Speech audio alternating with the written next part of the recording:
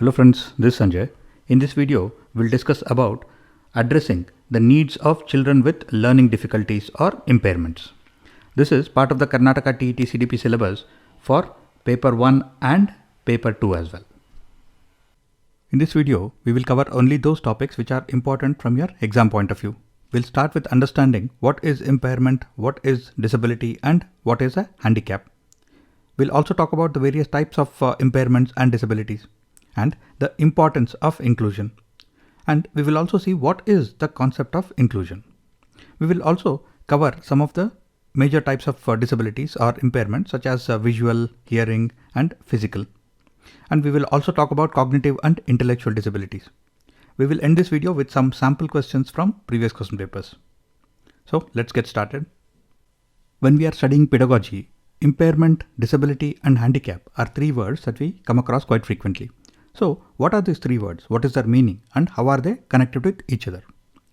An impairment can be a loss or an abnormality of psychological, physiological, or anatomical structure or function of a part of the body. For example, if a child has some ear problems due to which the child cannot hear, then the child is said to have hearing impairment. Now, if there is no surgery or if there are no hearing aids that can correct this impairment, then this hearing impairment will become a hearing disability.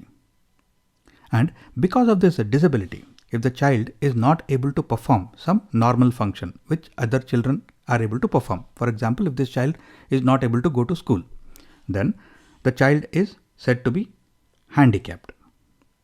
Similarly, when we are talking about visual disability, impairment, or handicap, if there are some problems with the child's eyes, for example, if the child has extreme short sight, then the child has visual impairment. And if there are no glasses and there is no surgery that can correct this visual impairment, then the child is said to be visually disabled.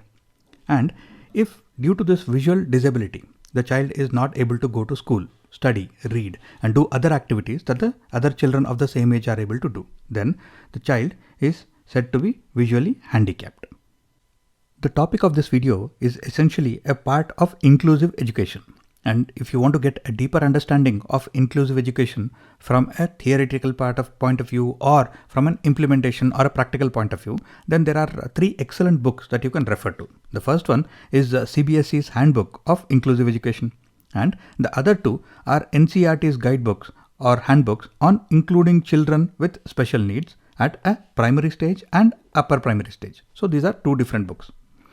And all these handbooks, the CBSE and NCERT handbooks, talk about accessibility at a subject level. In a sense, how do we address these impairments or disabilities when we are teaching mathematics, when we are teaching science or EVS?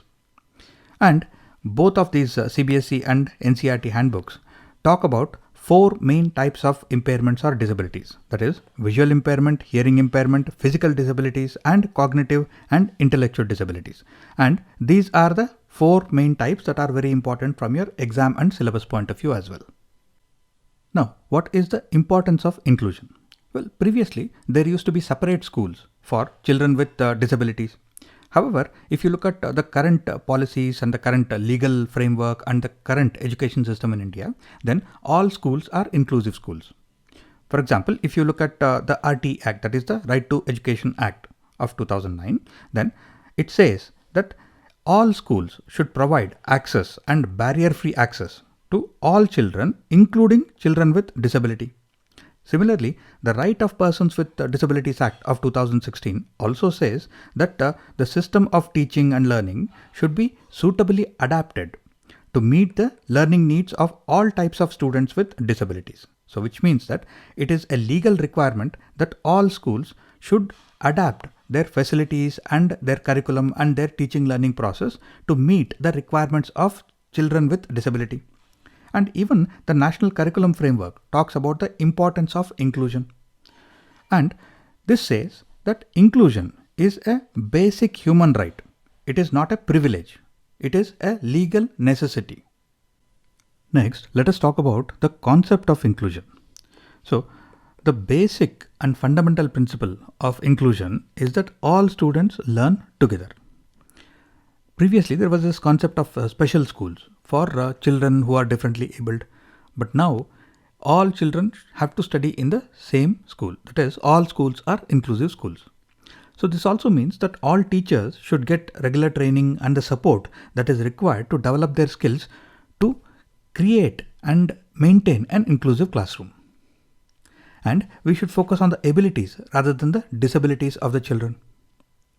And we have also discussed previously that all children are different, all learners are different. Therefore, inclusion means that we also have to cater or support the individual learning styles of all the students. And we have to honor the needs of all the students equitably. That is, when we talk about equality, we are giving the same kind of resources to all the students. But that doesn't mean that all the students will be able to reach the same desired outcome or get the same result. So when we talk about equity, we are giving the resources or the support that is required by each of the students to make sure that they all reach the same desired outcome or the same desired results. So we are focusing on the results or the outcomes rather than the process. And we should celebrate diversity and individuality. That is, rather than expecting all the students in the classroom to behave similarly and all the students in the classroom to have similar abilities, we should focus on the differences in the classroom, the diversity in the classroom, and the individuality that is brought in by each of the students. And we should inculcate the sense of respect and empathy towards everyone. So these are some of the basic concepts and the basic fundamentals of inclusion. Next, let us look at some of the important types of disabilities or impairments from a syllabus point of view and see how we can support such students in our classroom. So talking about visual impairment, we are referring to partial loss of vision, that is low vision, or complete loss of vision, that is blindness. So how can learning happen in the classroom in case of children with low vision or blindness? Well, the learning can happen through non-visual modes. So non-visual modes are touch, sound, which is listening, and smell and taste. So we are using all the other senses to make the learning possible in the classroom. So in case of touch, we can use real and concrete materials which children can touch, feel, experience. And in case of listening, we should use detailed and descriptive instructions and a greater use of audio material so that learning can happen through listening. And wherever possible, even smell and taste should also be included in the teaching learning process. And how can we make the classroom more inclusive for children with low vision and blindness? Well, these are some important points because very frequently you will see questions based on these points. So the first is reserving a seat in the front row. So if the child is blind, then making the child sit in the front row means that the child would be able to hear what the teacher is saying more clearly. And in case of a child with low vision, then sitting in the front row means that the child would be able to see what is being written on the board or what the teacher is showing. So this is the first point. Next, proper lighting arrangements. So in case of children with low vision, proper lighting, bright lighting probably helps them to read whatever is written on the board much more clearly. And reading material with large fonts and contrasting colors. So if you change the settings on your phone or settings on your laptop or tablet to accessibility mode, then you'll see that the fonts become larger and the colors also change to become more contrasting. So that is because it helps children with low vision to see the fonts and see what is written on the screen properly. So similarly, even reading materials such as textbooks can use large fonts and contrasting colors wherever required. And we should be able to provide basic equipment such as a magnifying glass wherever required. And braille-based reading material should also be made available wherever possible. And we should also maximize the usage of tactile and audio teaching aids. Tactile in the sense material which children can touch, feel and experience. And audio teaching aids should also be used wherever possible to make learning possible for children with low vision or blindness. Next, we will talk about hearing impairment.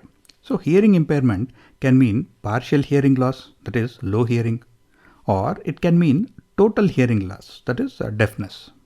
Now, as you can see, there are two sets of points that I've put on this slide. One is the use of other senses as mediums of learning, and making the classroom more inclusive. Now, you should read all these points, and they are very simple points and they are based on common sense, and you should remember some of these points because questions are based frequently on these points itself. Right? So, for example, how do you teach a child who has hearing impairment? Well, you have to use gestures, body language, expressions, lip reading, etc. so that the teacher can communicate with the child. And the teaching and learning material should be adapted in such a way that more importance is given to the visual or the sight aspect. And rather than just talking about theory, first-hand experience should be given more importance so that the child can experience what you are saying, the child can understand what you are talking about. Right? And use of assistive devices such as hearing aid and video captioning. Video captioning means subtitles. So they should be used wherever possible. And the child should also be taught how to access sound-based information that the other children are able to access. For example, if the other children are listening to a story in the classroom, then how can the child who has hearing impairment listen to the story? He or she can't. So which means that the story has to be provided in a printed format, or some sort of audio captioning, that is subtitles should be used so that the child is able to follow the story along with the rest of the students. So that way the child should be encouraged and taught how to access the sound-based information that the other children are accessing in the classroom. And sign language training is also very useful so that the child also can communicate better with others. And then we'll talk about making the classroom more inclusive. So first is the teacher and the others who are involved in the teaching learning activity should be aware of the learner's language abilities and learning style. Right? So that the teacher should know whether the child already knows sign language, which language the child is comfortable with, what is the child's mother tongue, and to what extent the child can understand gestures. So by knowing all of these, the teacher will be able to better communicate with the child and ensure inclusion. And hearing impaired students who can lip read, right, should be sitting in near the front of the classroom so that they can see the teacher's face and they can read lips and they can understand what he or she is trying to say. And instruction for the teacher is that when they are talking to a hearing impaired learner, then they should face the student and use clear speech so that the child is able to read lips and pick up what the teacher is trying to say. And of course, because we are talking about lip reading here, the room must be well lit so that the student can follow the facial expressions and the signs or the lips of the teacher and understand what the teacher is trying to say. So these are all points which are based on common sense. And these are the points which are going to be important on how to make sure that hearing impaired students or learners are also included in the teaching learning activities. Next, we'll talk about physical disability, such as locomotor disability. Now, physical disability may mean partial or full loss of various bodily functions. It can be walking, it can be speech, it can be fine motor skills, bladder control, hand movements, etc. So there are many different types of physical disabilities that we can see among children in a classroom. So which means that we have to use the need-specific approach.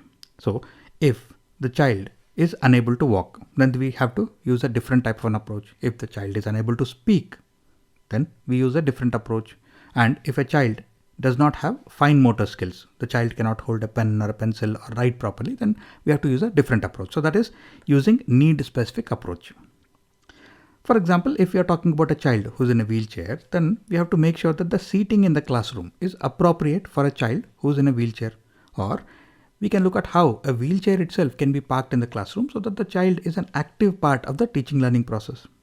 And even the desks and the other facilities should be of proper height, and there should be adequate space so that even a child in a wheelchair can access all of these. And if we are talking about children who are unable to write because they have an issue with fine motor skills, in such cases, activities which require writing, drawing and other fine motor skills, there should be alternatives for that so that the children are not left out. And we can also look at how to make the classroom more inclusive for students or learners with physical disability. For example, alternative modes to support note taking if required, because if the children cannot take notes, right?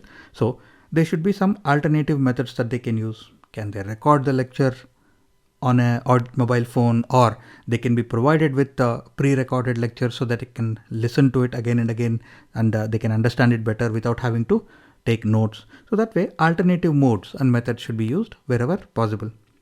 And if children find it difficult to write, right, you often find that they are more comfortable in using a computer because they can type, or they can use a mouse to manipulate things on the screen. So computers may be used for better interaction in case of children with a disability with fine motor skills. And plus, this is something which we have already discussed, saying that the seating and the tables and the other facilities in the classroom should be provided such that the children with the disability are able to function properly in the classroom. And wherever there is a test or an exam, you will see that writers are provided for people who cannot write. And this is something that should be followed in the school as well. So providing writers wherever required for written work is also very helpful.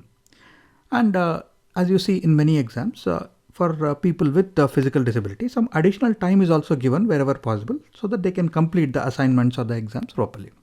So these are some very basic points, and these are based on, again, common sense, and these are very important because the questions will be based on these points itself. So pause the video here and read all of these points at least 2 times. Next, let us talk about some cognitive and intellectual disabilities. So in the exam, you'll be given these words like dyslexia, and you'll be asked if a child has dyslexia, then what is the kind of problem that the child will face, or what is the difficulty that the child has. Or you'll be given a statement like this about a specific difficulty or a specific situation that the child is facing, and you'll be asked what kind of disabilities does this child have. So you should know the words and the meaning of these words. So let's start with dyslexia. Here you have to focus on lexia. Lexia relates to reading. So dyslexia means the difficulty in reading.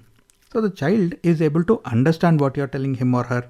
The child is able to speak properly, but the child is unable to read, not because of any visual issues, right? The child is able to see the letters, but the child is not able to connect those written words with the words that he or she is speaking or hearing. So difficulty in reading is dyslexia, and dyscalculia is difficulty in mathematics. It can be difficulty with numbers or difficulty with mathematical principles or processes like addition, subtraction. So dyscalculia. Calculia, you can remember calculator. So dyscalculia means the difficulty with mathematics. Then dysgraphia. So graph is where we draw or write. So dysgraphia is the difficulty with writing. It can be bad spelling or poor spelling, or it can be poor handwriting, or it can be the difficulty in writing what the child is thinking, right? So dysgraphia is difficulties with writing. And then dyspraxia. So dyspraxia affects the fine or the gross motor skills. So fine motor skills are where we use the smaller muscles in the body. So it can be writing or it can be painting. And gross motor skills are where we use the larger muscles of the body. It can be running, jumping. So a child with dyspraxia may have difficulty with fine motor skills or gross motor skills. For example, the child may be unable to write or draw or hold a pen properly, or the child may not be able to run properly, right? Or the child may have difficulty in planning and coordinating, that is eye-hand coordination. For example, if you throw a ball at a child who has dyspraxia, then the child might not be able to catch a simple throw, right? Whereas other children are able to. So that is because of the lack of eye-hand coordination. So these are all symptoms of dyspraxia. And then comes aphasia. So these are 2 words, aphasia and dysphasia, that you have to remember. Aphasia means aphasia, that is complete loss of speech and comprehension abilities. The child cannot speak.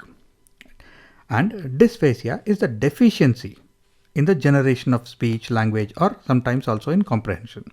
So language related disabilities are aphasia, that is complete loss of speech and comprehension, or dysphasia, which is deficiency or partial loss of speech, language, and comprehension.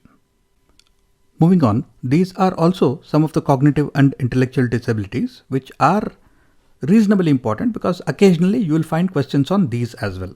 The first is auditory processing disorder.